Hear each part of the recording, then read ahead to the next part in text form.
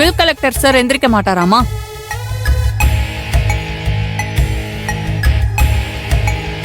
நான் கேக்குறது காதுல விழலையா என்ன? ஆம் மேடம். துர்கா மேடம், நீங்க இருங்க.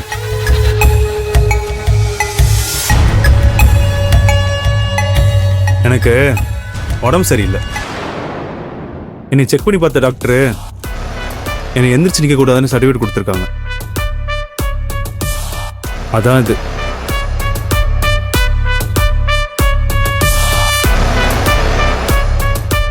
என்னால் எந்திரிச்சுலாம் நிற்க முடியாது.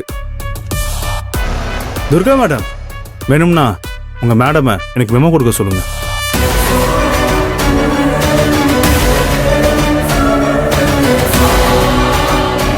இங்க பாருங்க, எல்லாரும் இங்க பாருங்க.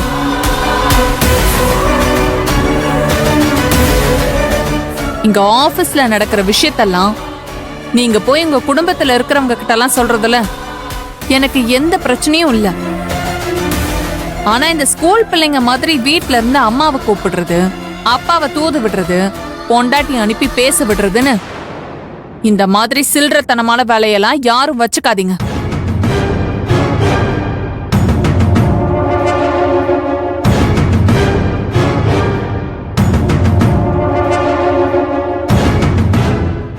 சி, நம்ம எல்லாருமே ஒரு பொறுப்பான பதவியில இருக்கோம்.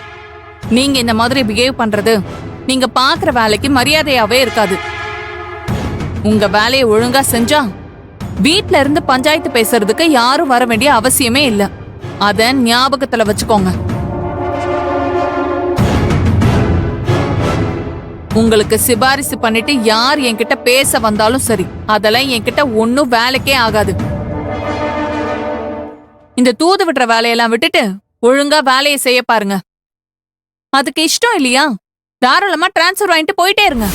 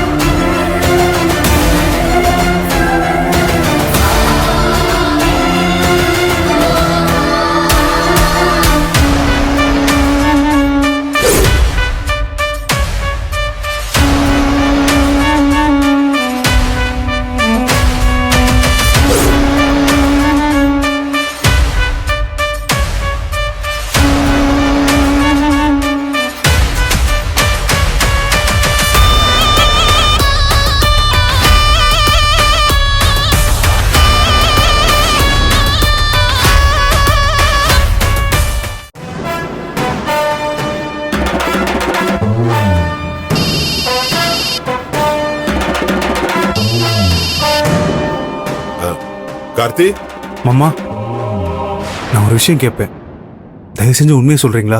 டேய், எப்பவும் உன்கிட்ட நான் உண்மையா மட்டும்தான்டா சொல்லிட்டு இருக்கேன். ஆனா நீ என்கிட்ட அப்படி இருக்கியான்னு நான் இது வரைக்கும் உன்னை கேட்கல. நீயே உன் மனசாட்சியை கேட்டு பாரு, அது பதில் சொல்லும். மாமா, டேய், நீ இவ்வளவு பெரிய உண்மையை என்கிட்ட சொல்லாம மறைப்பேன்னு நான் கொஞ்சம் கூட நினைச்சு பார்க்கலடா கார்த்தி.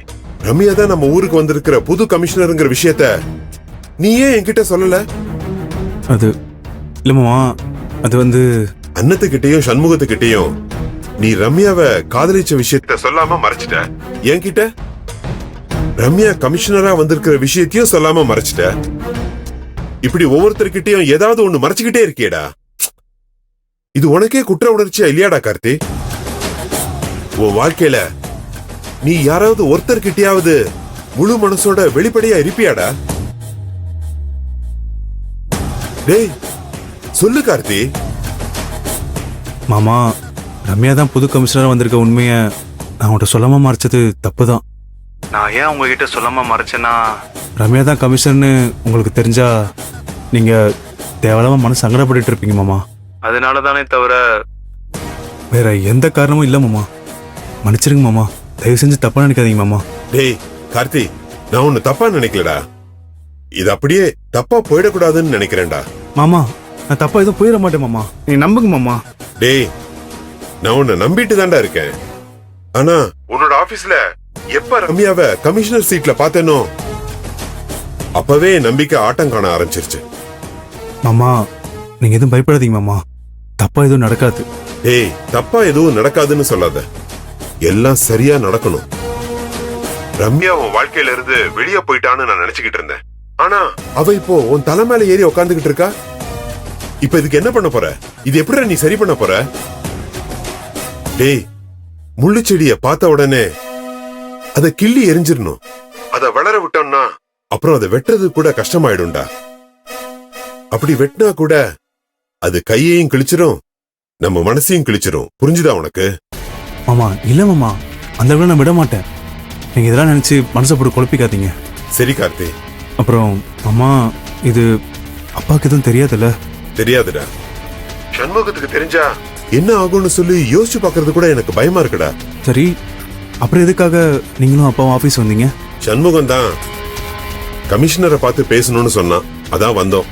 அப்போ அப்பா ரம்யா கிட்ட என்ன பேசினாரு? என் புள்ளைய ஏன் இப்படி கஷ்டப்படுத்திக்கிட்டு இருக்கீங்க, எதுக்காக இவ்வளவு வேலை வாங்குறீங்கன்னு கேட்டாப்ல. அதுக்கு அந்த பொண்ணு என்ன சொல்லிச்சு தெரியுமா? என்ன சொன்னாங்க மாமா?